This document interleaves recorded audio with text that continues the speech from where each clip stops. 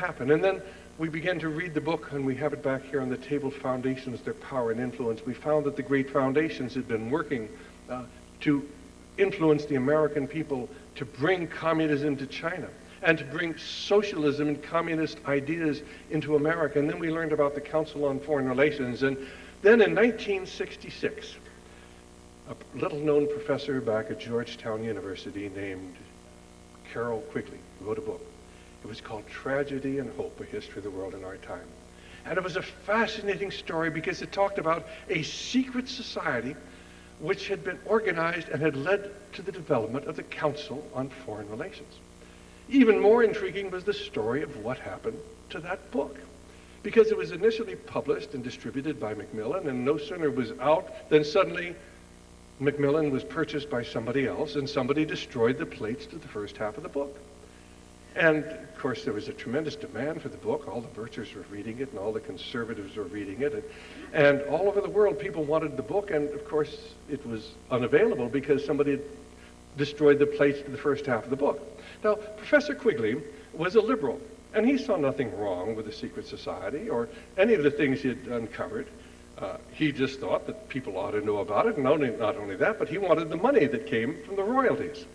And so he went to the publisher, and they lied to him. And for years, they lied to him about what had happened to the plates of the book. And when finally his wife got so mad that she went down and demanded to know what was happening, and they admitted the plates of the first half of the book had been destroyed, but they refused to ever publish the book in its entirety. They did republish the last half of the book, but it really didn't tell you much of anything. It had really no meaning. It's sort of like coming into a movie when it's two-thirds over and never knowing how it started. So, incidentally, if what I've told you sounds a little far out, we have a taped interview with Professor Quigley back there. I think we're just about out of them, but we have lots of them back home. It's in our secret government tapes, or you can get them separately. They're called the Carroll Quigley tapes. And Carroll Quigley will tell you just what I've told you. Well, Carroll Quigley's story, in essence, was this: that back in 1870, there was a young man, and his name was Cecil John Rhodes, and he sat in a class at Oxford University, and he heard a talk given by a professor named John Ruskin. And John Ruskin was a dynamic speaker. And he talked about the British Empire and the obligation of the British aristocracy and art, because he was basically an art critic teacher. And he put them all together and talked about them all about morality. And he spoke in such wonderful and glowing terms that he touched the hearts and minds of literally dozens of his students. And many of them dedicated their entire lives to his dream. Now, John Ruskin used to read Plato every day. He believed in what Plato had written about the establishment of a world government under the rule of a ruling elite. That's what Plato really talked about in his Republic. He talked about the failings of democracy, but you wanted a ruling elite. And so Cecil Rhodes copied down in longhand what he heard that day in the lecture by John Ruskin, and he kept those words with him all of his life, and that became his purpose in life. He went off to Africa. He was able to buy the diamond and gold mines of Africa, and at a relatively young age, he was one of the wealthiest men in the world. Now, Cecil Rhodes then wrote a Confession of Faith in 1877. I've heard many stories about the Confession of Faith, but to my knowledge, I've only seen one other person who's ever actually had it. But we have it here reduplicated. Actually, as Cecil Rhodes typed it out, he wasn't a very good typist, but you'll see his handwriting here in a few places. And this is the Confession of Faith, and what he basically said is the fact that why shouldn't we form a secret society to take over control of the world? The idea gleaming and dancing before one's eyes like a will-o'-the-wisp at last frames itself into a plan.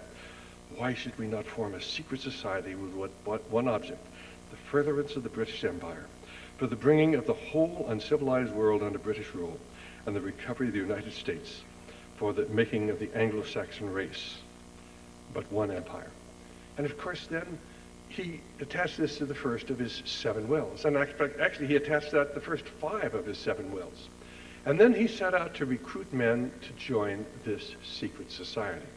Well, of course, Rhodes was a ruthless individual.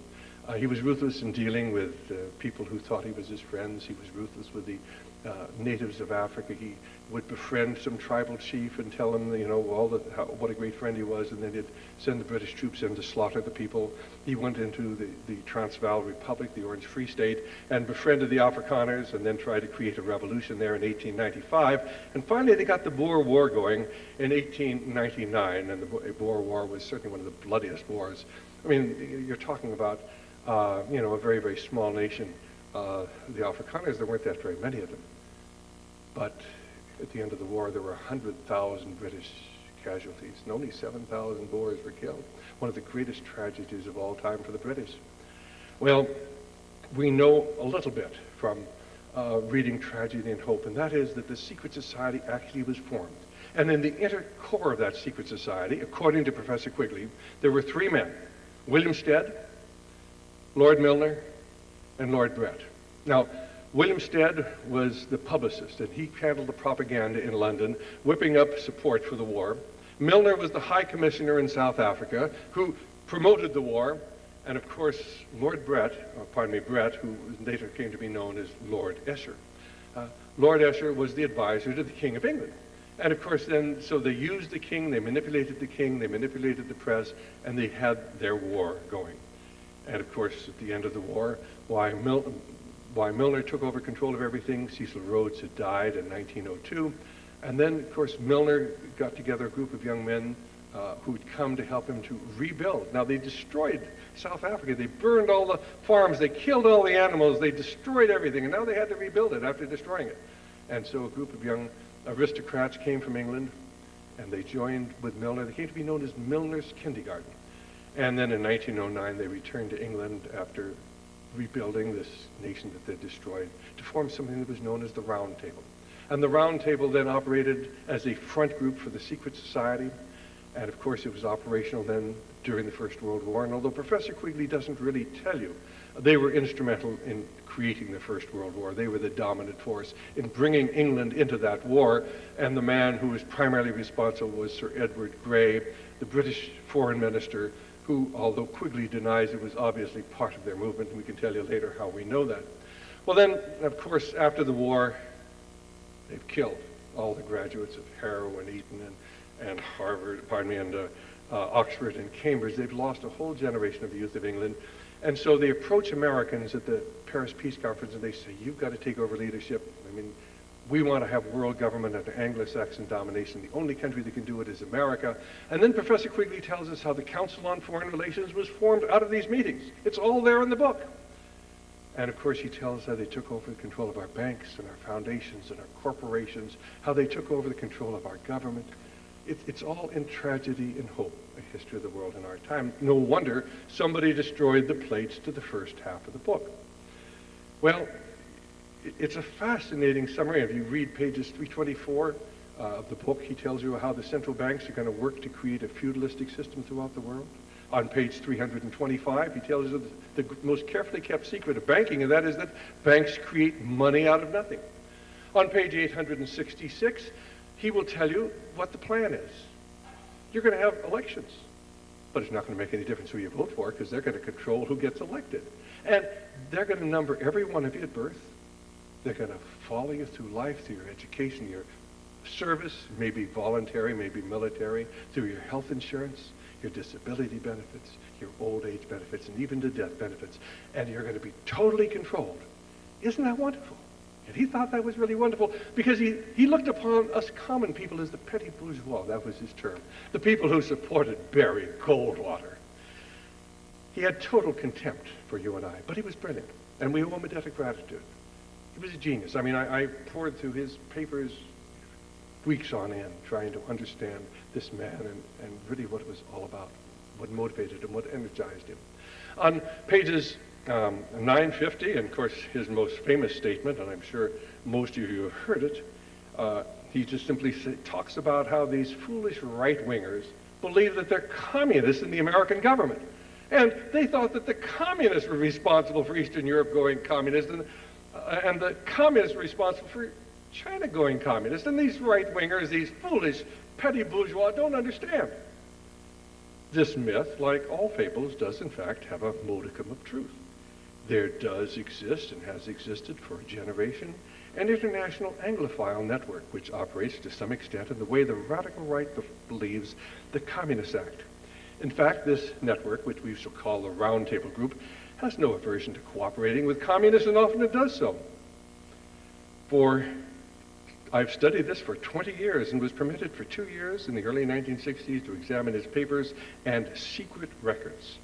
I have no aversion to it or to most of its aims, and have for much of my life been close to it and to many of its instruments. I've objected both in the past and recently to a few of its policies, but in general my chief difference of opinion is that it wishes to remain unknown, and I believe its role in history is significant enough to be known. On pages 1200 and 1201, he tells you that wars are not fought to win anymore. In fact, Bill Clinton, of course, was a student there in 1966 during the Vietnam War, and Professor Quigley told him the truth. We don't go into wars to win them. We don't go into wars to defeat the enemy.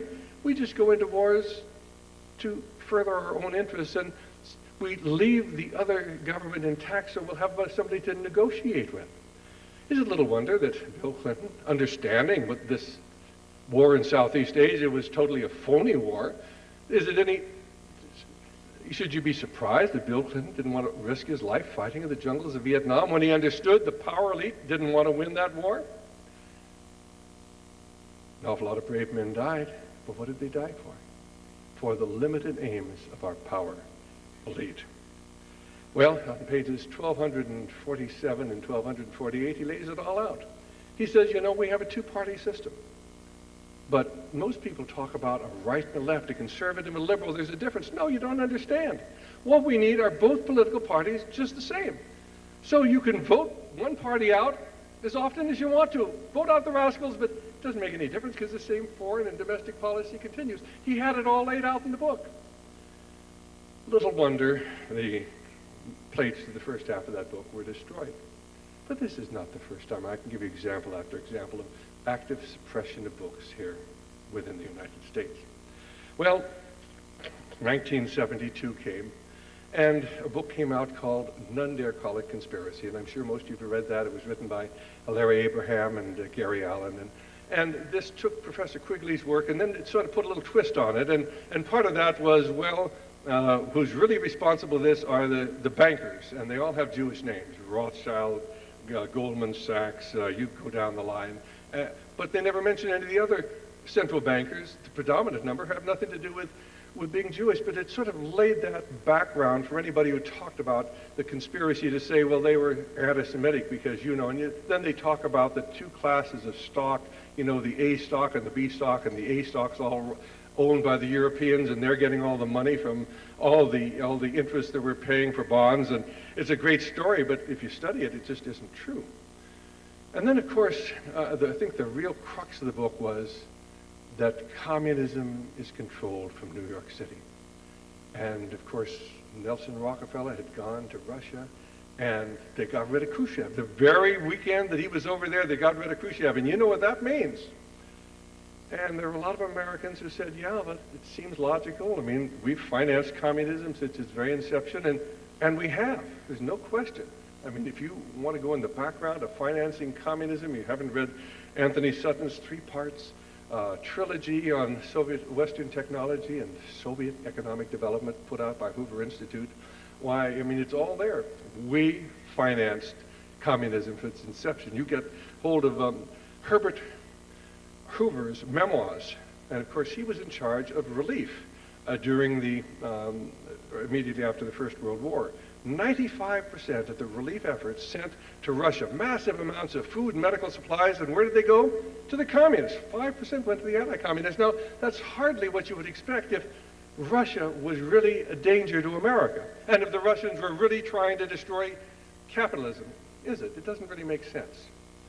If you read the biography of General Wrangel, he was the commander of the Army of the South, fighting the communists who were advancing, and he was a white Russian, and the majority of the army didn't want communism. The majority of people in Russia did not want communism. But General Wrangel made one serious mistake. And that is that he allowed himself to become dependent upon the British. And once they controlled his supply lines, they said, you will stop all further resistance.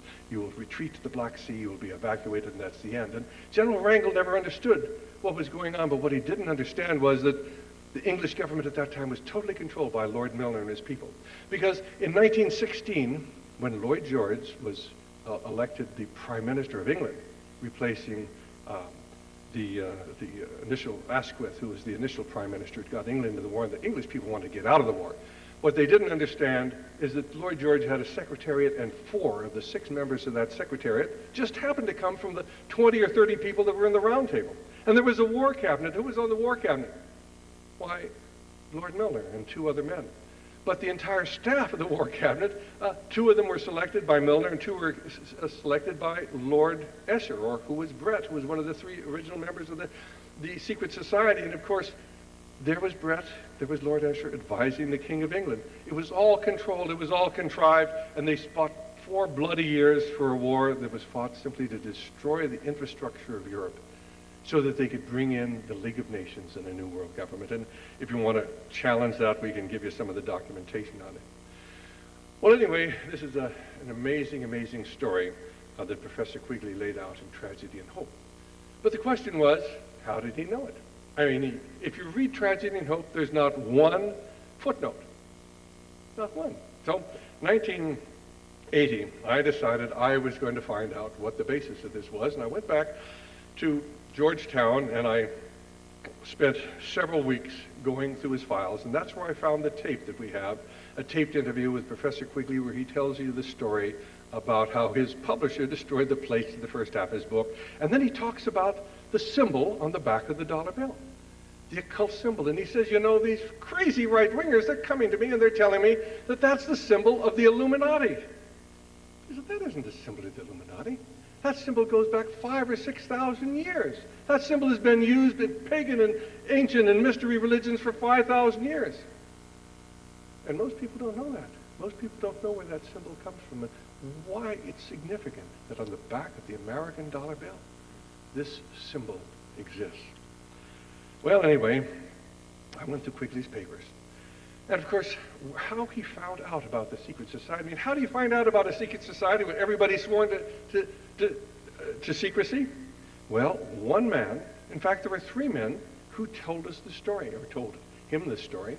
2 men told him the story. One, a man we've tracked down on our own. And the first was Professor Zimmern. And about 1946-47, Quigley was over in Europe studying the power structure of Great Britain, and he came across a man named Alfred Zimmern. He was a professor, and Alfred Zimmern told him that he had belonged to a secret society between 1910 and 1922. Now, if you read the book that was published the following year, The Anglo-American Establishment, we have it back there, Professor Quigley will tell you that the only way he could write about the secret society is because he knew somebody on the inside, but he never tells you who it was. The reason I know who it was is because I've got all of his papers. I copied them. Cost a fortune, but we've got volumes and volumes of these papers. All of his letters to Zimmern where they're trying to calculate who was in the secret society when it was first formed. And the letters from Zimmern to Quigley and Quigley to Zimmern. So Zimmern is the one who told him about it in the book, The Anglo-American Establishment. Quigley says that Zimmern was in the secret society between 1910 and 1922. And the reason that Zimmern got out was, I mean, he was an idealist. He went into the secret society. He believed in the First World War. It was to change the world. It was to defeat the Germans. And, of course, the French were their allies. The Germans were the enemy. And he could go along with all the carnage and the horror of the war, although I'm sure it must have bothered him somewhat. It would bother any moral individual when you realize that there were about 21 million people killed, about 7.5 million soldiers, and about 12.5 million civilians, and probably twice that many injured and carrying the pain of their wounds to their death, maybe 50 or 60 million dead and wounded during the war. And I'm sure that must have bothered Zimmern, but Germany was the enemy and France was the ally. And then immediately after the First World War, suddenly the secret society shifted gears, and now Germany was the ally and France was the enemy, and that was too much for Professor Zimmern, so he dropped out. Now, he was afraid to talk about it, but he told Professor Quigley. And Professor Quigley then spent 20 years researching this. Now, there was one other man. His name was William T. Stead. You remember there were three people in the secret society, Stead and Milner and Brett. How do we know that? Well, fortunately, Stead was thrown out of the secret society because he didn't really believe in the Boer War. And so he wrote about it in his diary. And we have the pages from his diary back there, or some of them are reduplicated in This Is America, Destined for Dictatorship, because I've simply taken many of these books and taken the important pages out. And Stead actually talks about how they sat around at his home at Mulberry House in 1891 and plotted how they were going to create the secret society. And then, of course, he has the letters from Rhodes to him in about 1900, talking about the secret society, and he republished those in a book called The Last Will and Testament of Cecil John Rhodes. So there's no question at all that secret society was formed, and here we have Stead attesting to it. We have Professor Zimmerman attesting to it, and one other man. His name was H.G. Wells. H.G. Wells had actually spent a great deal of time with the members of the secret society. And if you read Wells' great book, it's entitled An Experiment in Autobiography. And Wells tells you that between 1902 and 1908, there were a number of men who met together at a dinner club. And there was Lord Milner, there was Leopold Amory, and the name may not mean much to you, but Amory would have been part of Milner's kindergarten, part of the Round Table, and he was the man who, in 1939, stood up as a member of Parliament, pointed at Chamberlain and said, "You've been here too long, go." That was what they'd said to Cromwell several hundred years before. And of course, Chamberlain resigned, and of course that brought in Winston Churchill. Winston Churchill was part and parcel of this movement. How do we know? Well, first of all, because we have a letter that he wrote to H.G. Wells. We got it out of the Wells Library back at University of Chicago, I think it is, where Churchill says to Wells, "I really can't talk about this outside of this secret circle." Well, Wells, who was in the secret society? Well, there was, in the coefficients that met every week or so for, 6 years, 1902 to 1908. There was Milner, Lord Grey, who was the foreign minister who took England into the war, Lord Brand, who was the